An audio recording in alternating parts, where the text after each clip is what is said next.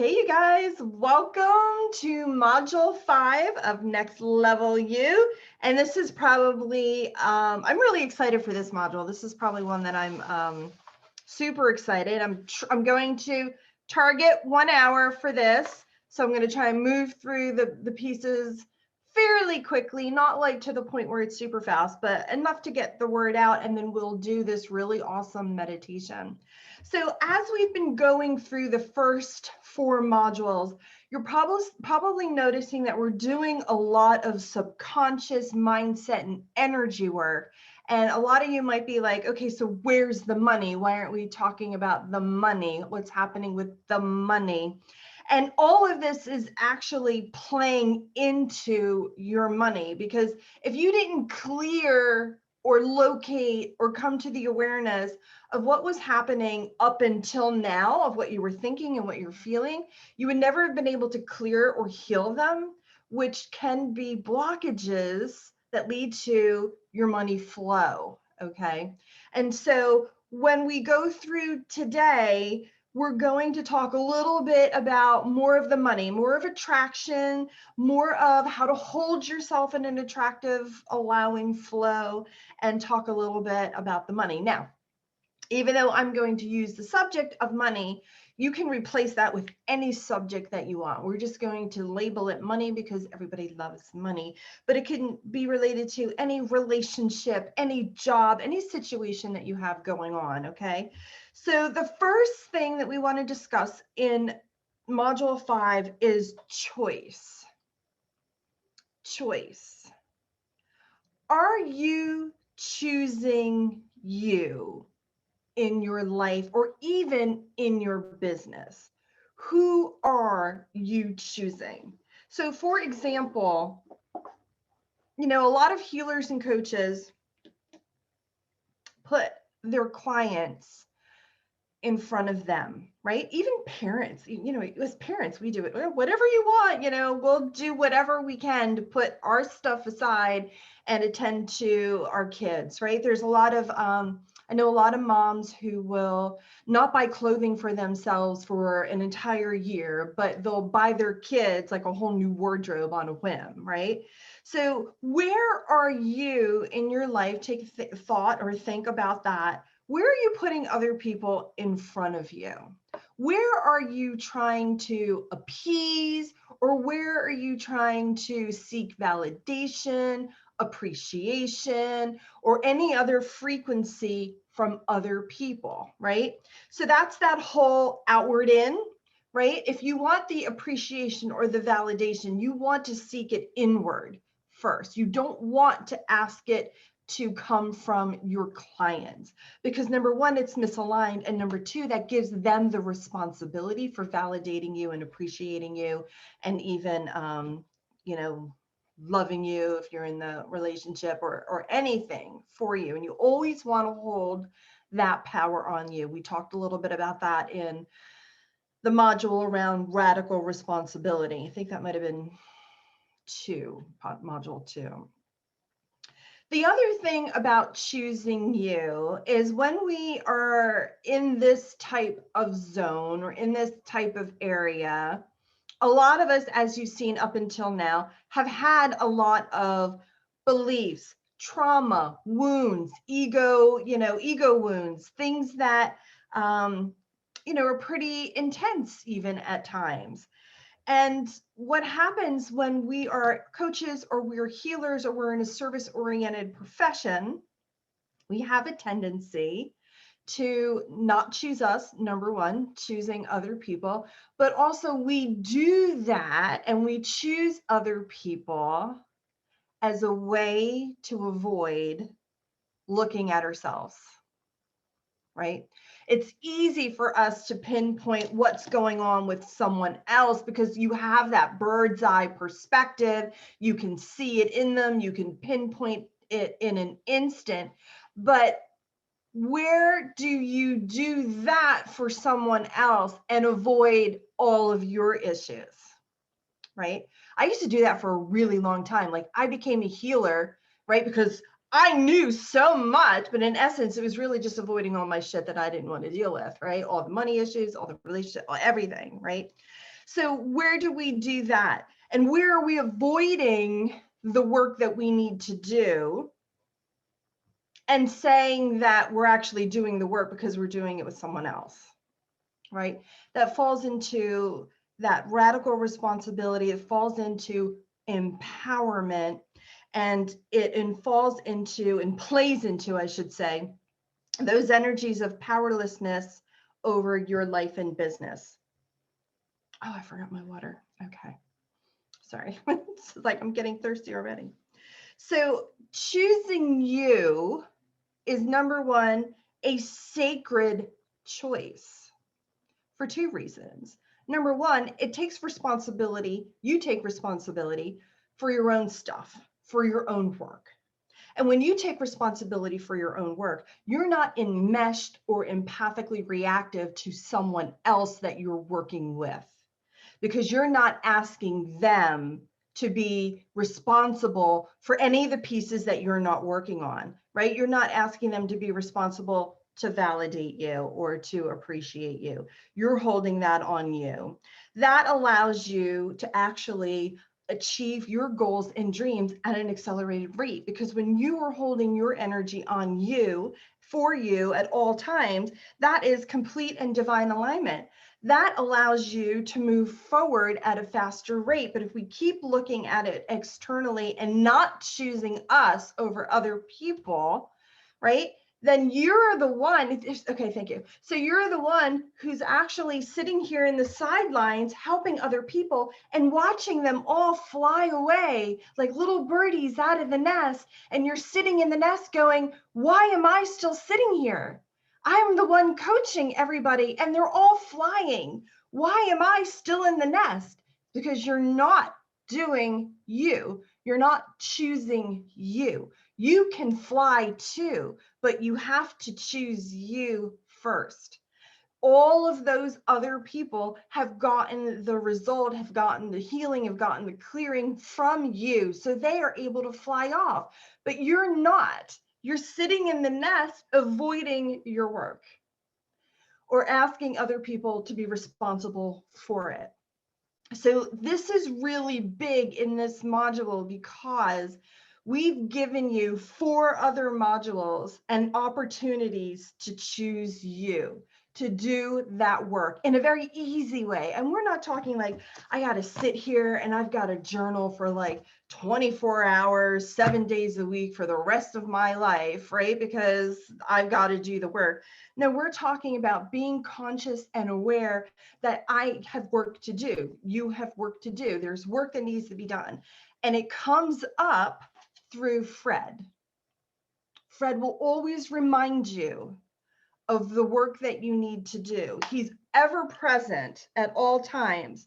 And those are the times where you sit back and you go, okay, you know what? It's time for me. It's time for me to choose me.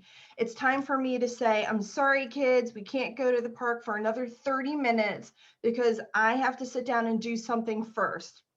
I'm sorry, client, I can't book you at 7 o'clock because that's my work time. I'm choosing me at 7. I'm going to do my work at that time. I'm sorry, roommate, friend, husband, whomever, mother, father, right? I'm choosing me today. I cannot do that activity with you, or I have to do it later, right? It's putting yourself first, not just to do the work, but also in the 3D worlds, right? Where people come over and they try and dump things on your lap for you to do. Choose you first. No, I'm sorry, I can't do that. And you're not saying like, no, I'm not going to do it. Yeah, it's kind of like a subtle energy of, no, I'm going to choose me today. And that doesn't fit into my schedule. And if it actually overloads you or makes you have to stay late, or what's the word I'm looking for?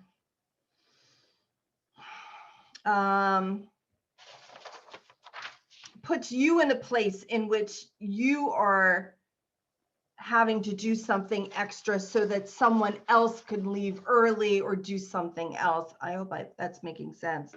To say and stand up for yourself and be assertive and say, I would really love to help you with that, but tonight I can't. tonight I'm choosing me. I mean, you're not going to say that to somebody, but in your mind, you're going to say that. Nope, tonight I'm choosing me. I had a plan, I had it organized, and you want to get off early so you can have dinner with your husband or whatever. No, I'm sorry. You know, my plans to do my work is just as important. Okay. So choosing you. Okay.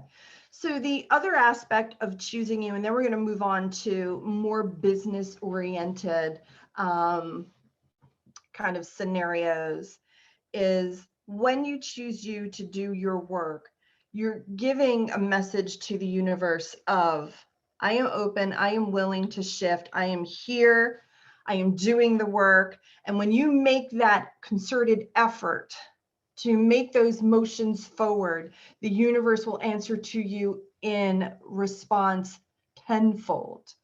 There was once, I had a mentor who once said, take one step towards the universe and the universe will meet you in 10 steps. It will take 10 steps towards you.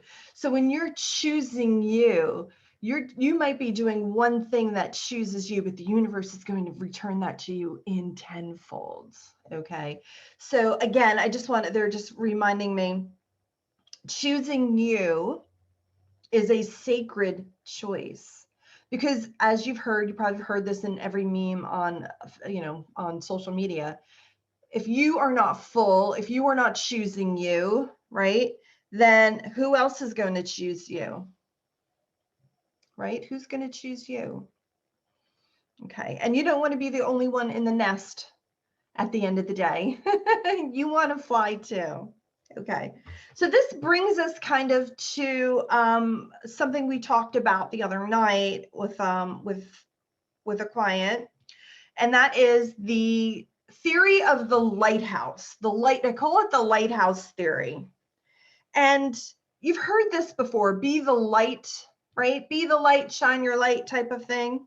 And how we're looking at it is a little differently in regards to money, attraction, allowing, and flow. Okay. So we're looking at that from a different perspective. How can you be the light to attract the money, to attract the clients, to be in the flow and the alignment of yourself? And there is a difference. I want to just define the difference between allowing and attracting. And I think we talked a little bit about this in one of the other modules. Attracting and being the magnet, which is a lot of what people teach.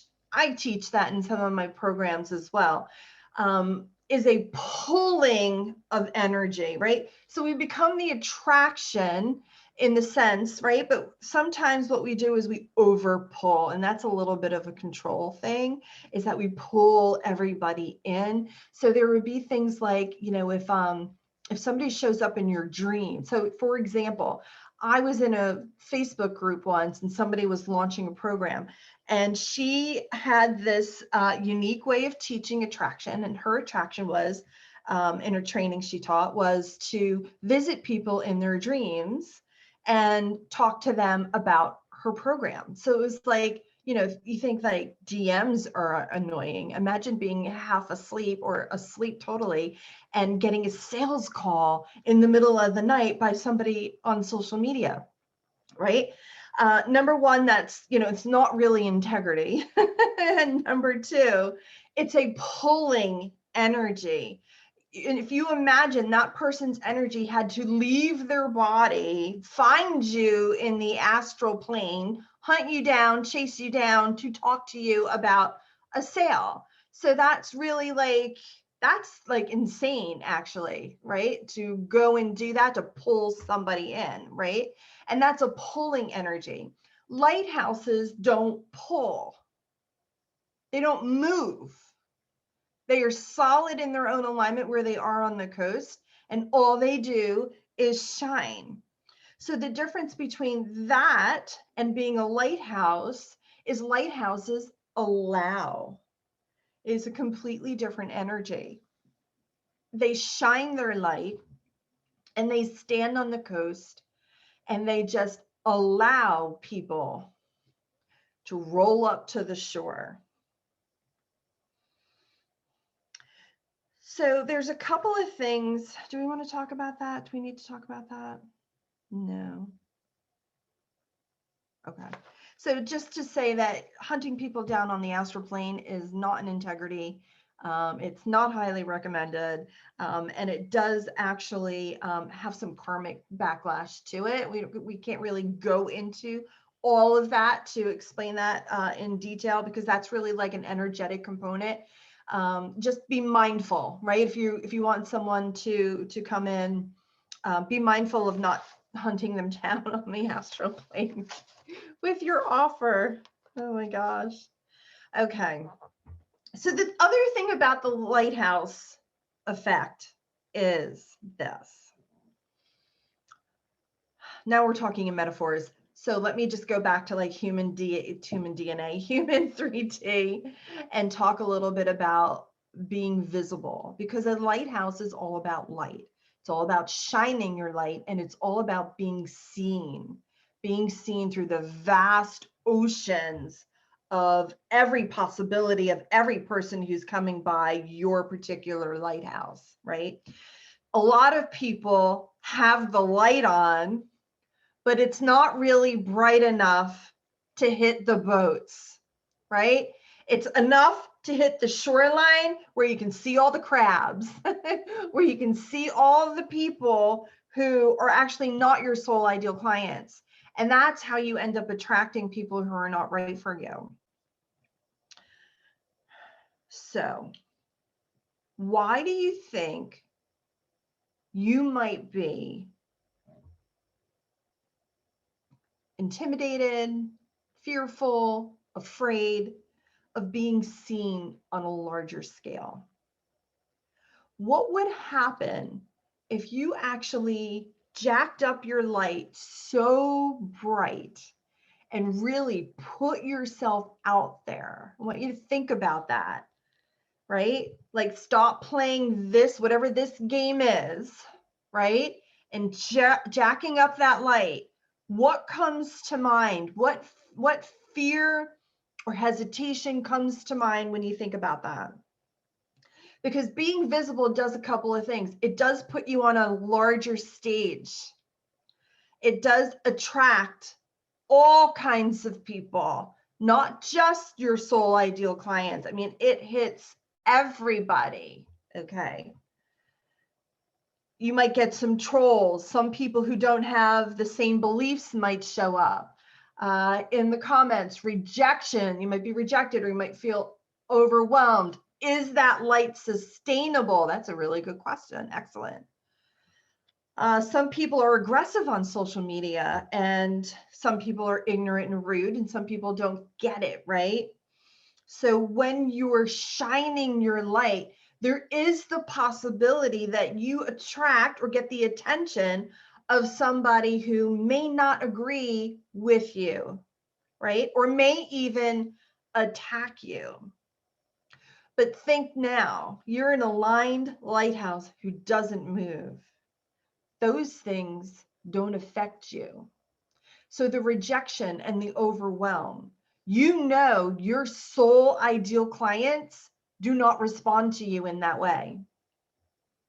You know, your soul ideal clients are going to see that light. They're going to respond to your call, so to speak, and they are going to be coming in droves. Those who reject you or, troll you, right? They're just kind of like gnats. They're like gnats that kind of fly around you, bother you, and make the noise, but they have no significant meaning. And they can't really do anything to you other than try and knock you off your balance and then trigger you into some type of response. So the number one thing in how to avoid them, ready for this? This is what my inner being brought to me this afternoon. Here's how do you avoid people like this, is to shine even brighter. And this is what she said. It's because those who are not in alignment with your work will be blinded by your light, while the others who are soul ideal for you will flock to it. So those who are not aligned will be blinded by it, and those who are will flock to you. And you only have to pay attention to the latter half.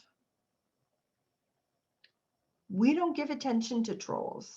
You know what I do when there's a troll on TikTok or Instagram or anything like that? I do one of two things.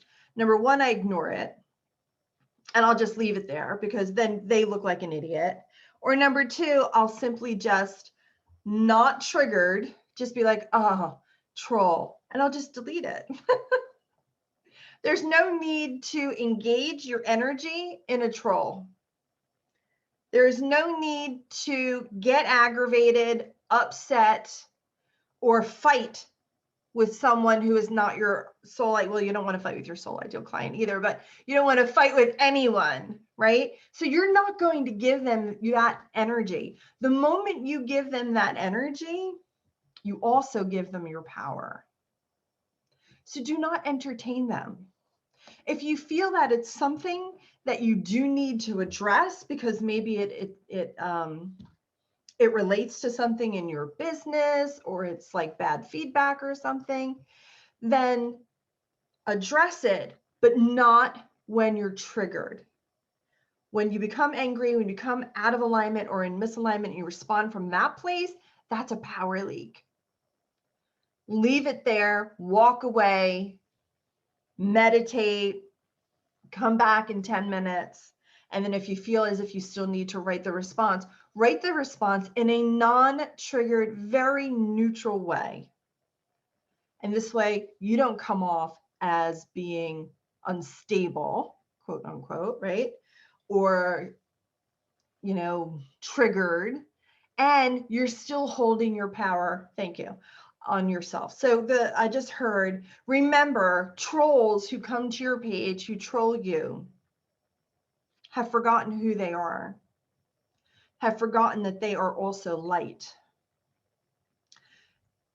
And to take the position or the stance of that they are forgotten, in the sense of they've forgotten who they really are. And they're so much in and aligned with their ego that they have no awareness of who they really are. So it's kind of like dealing with toddlers on the internet, right? So when you think about that, when you think about a troll, think of them as toddlers. They have no idea what they're saying. And they're so ingrained in their own belief systems that they can't see anything outside their own system. Thank you. So the other example they gave me is one day, I think I had an ad for some training or something that I was holding. And I got a lot of people who had the belief system of spiritual work should be free. We should give it all away for free because it was a gift from God. And God would want you to give it away for free. Okay. No, he didn't. Right. But that is a belief system that is very rampant in the spiritual industry. But you have to understand one thing is that, bingo, that is not my ideal soul client, period. Do not give them energy. You are never going to change their mind. You are never going to change their belief system. And that's not your job. Just toddler. They've forgotten who they really are. They're not aware. They're not awake. They're not conscious of it. Move on. Okay. They think that of art too. Yes, a lot of people think that of art. You have this special gift and you can just paint me something for free. Yeah, absolutely not. Absolutely not. You absolutely deserve to be paid massively for your gifts. I want you to write that down. I deserve to be paid massively for my gifts. And that is the belief system that you need to hold, because once you're out there and you're being the lighthouse, the people who want to pay you massive amounts for your gifts are the ones who are going to see your light. Cool. Okay. Oh my goodness, I think we're gonna make the hour. We're gonna hit the meditation. So before we move on, I do want to ask if you have any questions. If you're live on the call, feel free to ask. If you're not live on the call, you can take a pause here, and then we're going to start the meditation as soon as you get back. Okay, so we're going to move into this part. Part 2 is going to be the meditation, and it is going to be a lighthouse meditation, since we're talking about the lighthouse and being the light and being in your alignment. There's a lot, and that fear of visibility. All of those pieces are actually in your workbook. Your workbook is about 15 pages long, and it is a self-discovery process. So don't forget to do that this week. You'll also be able to use this meditation again after you do your workbook. So you can do it in both ways. But the points here that we wanted to make tonight were, number one, find the ways in which you're choosing you. And you'll discover that in your workbook, and where you're not and where you are and why. And recognize yourself as the lighthouse just for a moment, right? Of being the light and not having to go chase, thank you, not having to go chase the boats in the ocean in order to come to the shore, but holding your alignment, rock steady on the shoreline and shining your light. And then the fear of visibility and finding out the real roots as to why that you're afraid or might be afraid to shining that light. And what we're going to do in this meditation is look at your light. How bright or dull are you shining it? And we're going to do a little healing around visibility and fear of being seen on a larger scale. So with that, I'm going to do that one first. Okay. Okay, there we go. Alrighty, so let's close our eyes. Now we're going to go right into the meditation. And today we're going to walk along some sandy shorelines, not the beach, but you know, the grassy areas that are kind of before the beach. We're going to take a walk around there. And you can see the lighthouse in the distance. So take your time to kind of get on the path, to feel the grass beneath your feet and the sand that's coming up and through your toes. Right now it's dark outside, so you can probably see the moon. You can feel the ocean breeze, and you can hear the waves crashing in the distance. So take a couple of steps and head towards the lighthouse. And as you head towards that lighthouse, take a moment to notice what it looks like. Lighthouses can be very different from one another. Take a look and see if you like the way that yours looks right now, because in this space, you can change it. You can add a stripe to it. You can make it all white. You can make it all black. It doesn't matter. It's your lighthouse. So if you want, decorate it to the degree that you so choose. Notice the light all the way at the top, and take a moment to just pinpoint how bright it is. How far into the ocean does it seem to go? And just take a mental note. And as you come off the grassy, sandy area, you're going to step onto a stone path that's going to lead you directly to the front door of this lighthouse. But don't go in yet. Before you go in, I want you to take a look at the front door.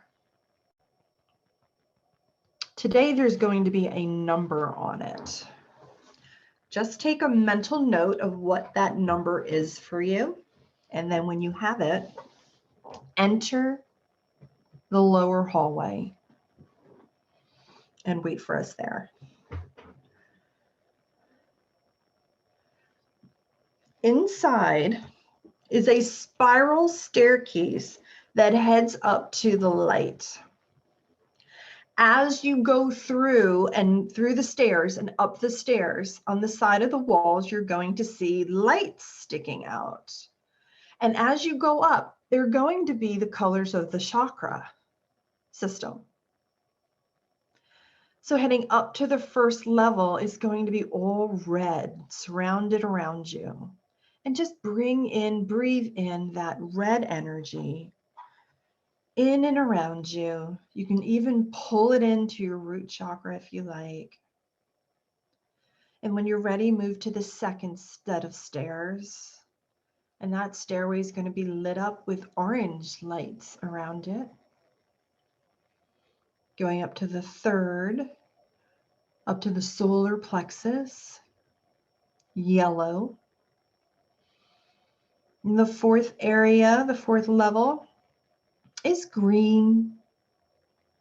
And keep walking through, taking a deep breath in as you hit the lights, and then exhale as you hit the next set of stairs, which will be light blue. Inhaling in the light blue, exhaling it out. Heading up to the next level, which is an indigo blue color. And then the next level, which is amethyst. And finally, we're going to hit the area where the light is actually held. And it's going to come up as a bright white light. And as you move through the light, you're going to enter into this large space where your light canister that shines out into the ocean sits. In this room, you will find your next level you. And she has something she would like you to see. Over to the left side of the room is a huge mirror. One of those fancy ones, floor to ceiling. And she says, I want to show you something.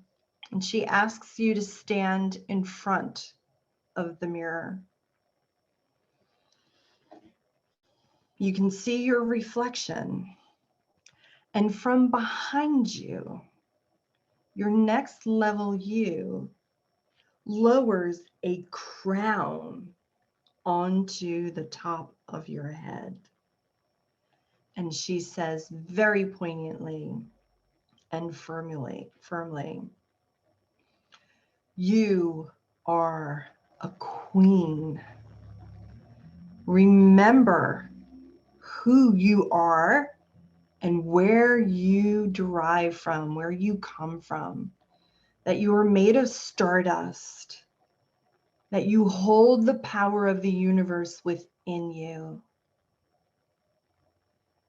And as she stands behind you with her hands on your shoulders, you can see in the reflection of the mirror that she too is wearing her crown. We are queens, she says.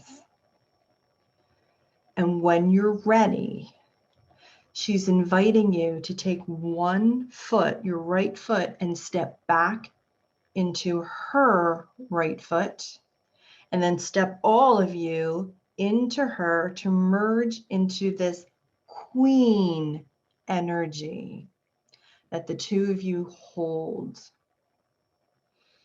To take a moment to not only step into her, but to feel that merge happen within and allow yourself to drop any old belief systems, old energy, fears,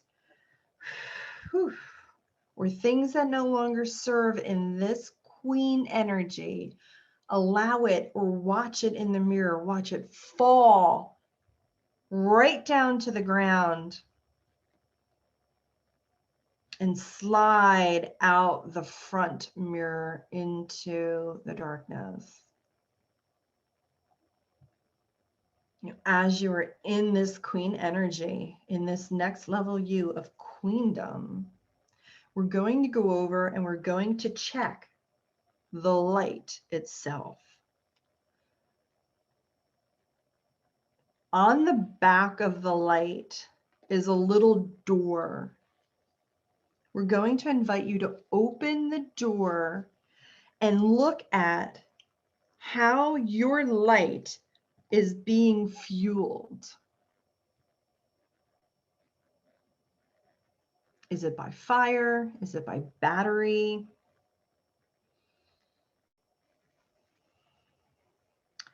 Are there any Freds in there? Does that light need to be recharged? Does it need to be cleaned? Does it need to be cleared? Take a moment to do all of that. Clean it out. Use the fire extinguisher that is right below it on the floor, and it sprays green emerald light to heal and clear the inside of that light container if you need to do that. If there's any burnt wood from a fire that was there that hasn't been cleaned out, brush it out. If the battery's dead, remove it and spray the container with green emerald light. If there are any Freds in there, clean them out, spray them with the green emerald light, let him get out of there. And then call forth your soul energy, your soul streams of light when that is complete, to bring into this canister, this area, your golden soul streams.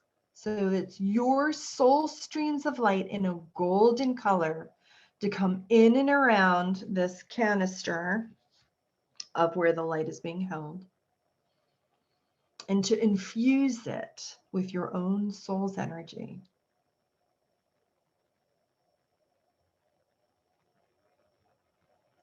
When that is done, bring in the new battery or wood or whatever it is that's going to fuel your light system here.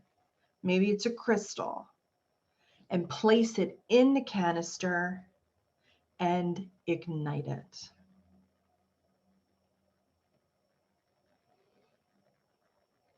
Make it as big as you possibly can, knowing that the more energy you put into the canister, the brighter the light is shooting out the front of the lighthouse. And we're going to invite you to fill it and fuel it so large, that when you peek over towards the light, you can see it shining all the way out to the horizon.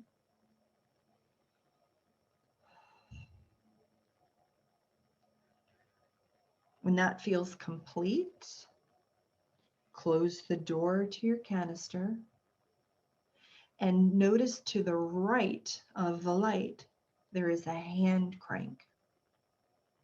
Now that you're fully charged and the light is bright, use the hand crank to shine it even more. Turn it up. Turn it up. And I want you to crank that until it almost looks like it's daytime outside. Your light in this lighthouse is so bright that when your light shines out among the shore, it could be mistaken for daytime.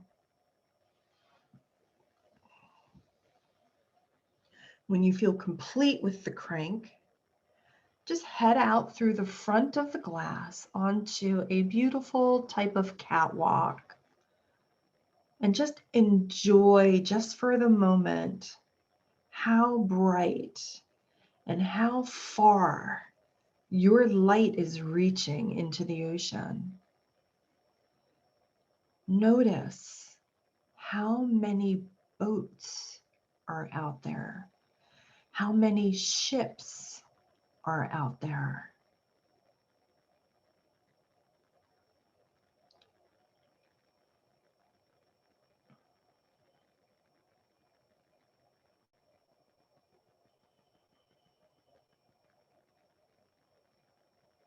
When that feels complete, take a turn to the left. We're going to go ahead around the catwalk, down a set of stairs, and we're going to take those stairs down off the lighthouse to the bottom of the base. And we're going to walk to a set of wooden stairs that lead to the beach.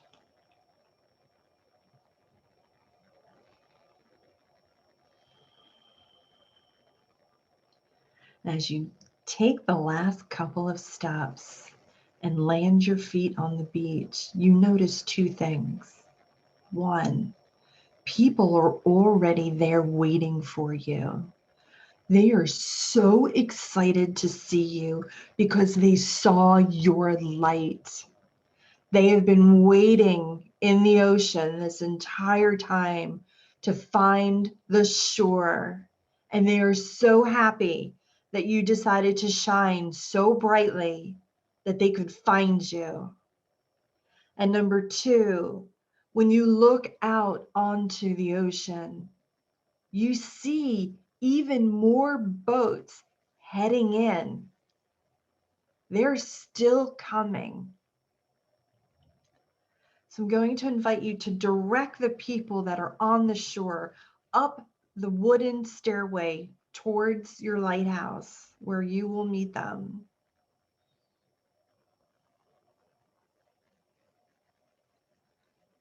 And take a moment to really embrace the idea that they were here because you were able to be seen. You were visible to them. You have something they've been waiting for. They've been floating in the ocean for years, waiting for your signal.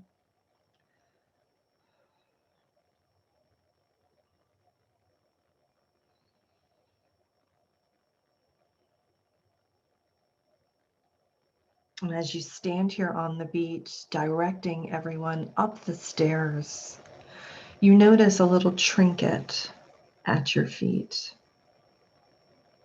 a little message. Pick it up. Take a moment to look it over and address what it might mean for you.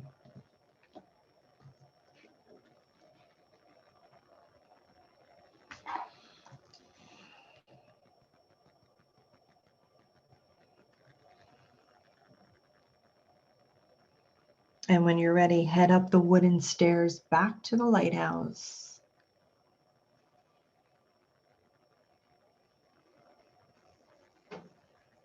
You see everybody in the parking lot waiting for you.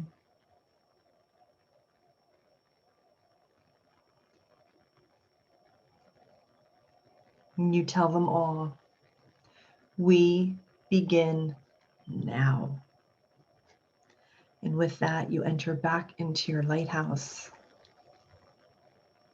fully visible, fully seen, fully healed, fully bright, fully aligned in that queen energy of who you really are. And find a place here that you can call your own, a room somewhere, a study, a small little nook. And find a comfortable seat in front of a mirror that's on the desk in front of you. And look at yourself wearing this crown.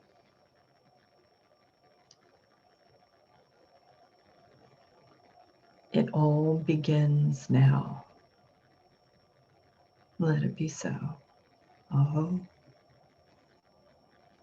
When you're ready, you can take a deep breath in. Open your eyes. and feel free to share any of your feedback.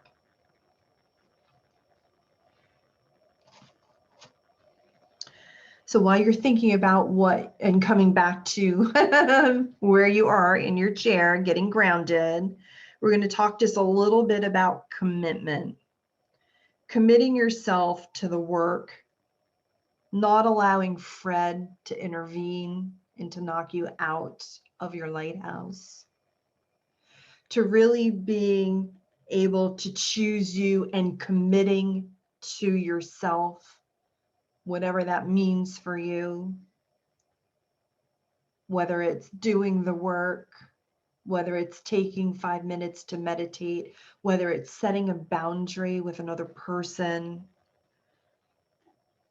whether it's holding on to your own energy, not being empathic or triggered, but really finding a way to kind of commit to that inner queen, knowing that next level you, that inner queen energy.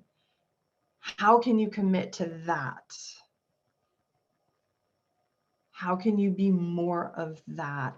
How can you choose you more this week? And with that, we will open the line. So feel free to jump on and share your experiences or not. It's entirely up to you. If you're watching the recording, now would be a good time to dive into your workbook. What do you got, Heather? When I was looking in the mirror and the crown was put on me, like my entire clothing and everything transformed into like a gown that was very indigo and like starlight, kind of like sparkly and dark, like a deep dark indigo color. And then when I stepped into my next level you, that's when like the royal, I don't know what it's called, like the fur and the scepter and everything kind Nice. of appeared, and like it was like standing taller. So it was almost like going from like princess to queen. Yes. Yeah. Yeah. So that was interesting. And then when I went down to the beach, it was like they were all having like a hangout party waiting, like everybody was coming for the party, but the party was, you know, at my lighthouse. So that was funny. So it was like a whole party going on that I didn't know was there. Like that's how I kind of saw it. That is so cool. Yeah. So there was that, and I was curious about the number. Mm-hmm. I very clearly got a 6. Very good. Yes. So, but that's really most of it. It was just very, it was so different than the other meditations we've done. So it was interesting. It was really cool, right? Yeah. So 6 is a master number. So it's, you know, with all your queendom and all that high energy, that's like a mastery number, like stepping into your mastery, stepping into your queen energy is really like stepping into your future master self, or ascended self for those of you who are spiritually oriented. So that's a really not ominous number. What's the word? What's the opposite of ominous? I don't know. I can't think of it, but you know what I mean. Yeah. Fortunate. It's a very fortunate number to actually have. So that's incredible. Very nice. Very cool. Very cool. Yeah, it was a little different meditation. It actually came through the private session. And when I sat down today and I was like, I really like that meditation, my guides inner being were like, yeah, we're going to use that for this class, but we're going to tweak it just a little bit for more of a broader perspective. I'm going to turn this back on so they can hear. I don't know if it's necessarily related to the meditation, but you started talking about like it calls your people in. And I don't know what you said, but whatever you said triggered it. It was about being aligned with your soul clients. Mm-hmm. And my heart space just did this very weird opening whoosh Yeah. thing. Yes. And I don't know how to explain it, but since you said that, my energy was very much in this like kind of trance, and I don't know what it was doing, transforming, or I don't know what it was. But my heart space just felt really open. And then the number on the door, it's funny because when you asked, I saw 73, and I was like, that's a big number. But then I looked it up, and it's so funny. So it's a 73 is a number of great spiritual power. It signifies inner insights and decisions being made from within. It also symbolizes determination, wisdom, persistence, self-confidence, independence, freedom, creativity, and creative self-expression. Which is the queen. Yeah. And it just reminded me of the whole meditation. I was like, okay, pretty much. Yeah. That's amazing. That is so cool. That's such great confirmation. Yeah. Yeah, you just had a bump in energy Yeah. from that experience. And yes, there's something about soul ideal clients. And that is, as healers and coaches, we have this type of notion that we are meant to serve everyone, that we can serve everyone. And we're not meant to serve everyone, right? Because there's so many of us here on the planet. I mean, like a ton of people here on the planet. And we all are here to serve those who we've really contracted with on the other side to help them in their evolution. That's really kind of, the spiritual other side context of it. But your soul ideal clients are contracted with you. They're waiting for you. They're definitely out there. You have to shine on them. And there's sort of this kind of relief that happens when you realize that you weren't meant to serve everyone. Because thank you, some people are not where you are at. And the guides are reminding me, when I first started my practice, I really thought that I could serve everyone. And I did. I had the skills and the knowledge and the awareness to serve anyone. But what my soul brought in was people who, were just newly awakened, and they didn't know who guides were. They didn't know who their higher selves were. They didn't know who I was talking to when I did the sessions. And I quickly realized that these were not my people, that I couldn't even speak to them in the sense of the language that I use. It was like we were speaking two different languages. Now, they were awake and they were willing to learn, but they were not yet ready to work with me. Just as your soul ideal clients, if they are not soul ideal and you attract other people, they are not your soul ideal clients because they are not ready to work with you. They're not ready to do that level of work yet. That end, you get to choose and decide who your soul ideal clients are. It's not just, oh, they're ready for me so they could do the work. No, it's like, I don't really want to work with you. Yeah, you're ready to do the work, but I don't really like you. Like, so I don't want to spend 3 months every week working with you. You get to choose. You get to choose if your soul ideal clients are male or female. You get to choose, how the sessions go, right? So my soul ideal clients are awake. They know they have their guides. They're spiritually intuitive on their own. Like, we can have a conversation and they see the same things that I see. We spend half the session laughing at one another, right? We spend the other half crying because we're healing deep stuff, right? And then it's a fun experience when we get off the call. It's not like, oh, your 50 minutes are up. you need to get off the call. We are there for them because we enjoy being in that space. You get to choose that, and you get to fine tune it as you go along. So if somebody hires you and you're like, oh my gosh, I can't deal with this person, they're like a wackadoo, right? Well, now you know, when I send up to the universe, this is my soul ideal client, it's not wackadoos. Don't send me any, this is not my soul ideal client. So as you move through your process, you get to choose and decide what that looks like for you so that it's fun and it fulfills you and doesn't drain you. Heather says, number 6 says, it is about love and romance. And there is a particular man I noticed on the beach. Ah, that is so cool. So for a lot of you who are doing relationships, like maybe not so much money, your soul ideal mate or your soul ideal job or relationships or coworkers may have shown up for you on the beach. So pay close attention to that as well.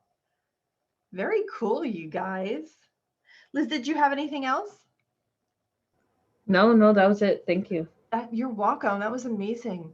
So as we round out module 5, we will go into module 6 next week, and that's going to be all about quantum manifestation and closing the timelines to actually, now that we have our soul ideal client, how can we get them to the beach faster without having to pull them in? We're going to talk about timelines and moving those timelines forward and backwards, and using time, which is not linear, but using time as a kind of vortex look to manifest and start drawing in and collapsing timelines for next week. So until then, we'll see you tomorrow.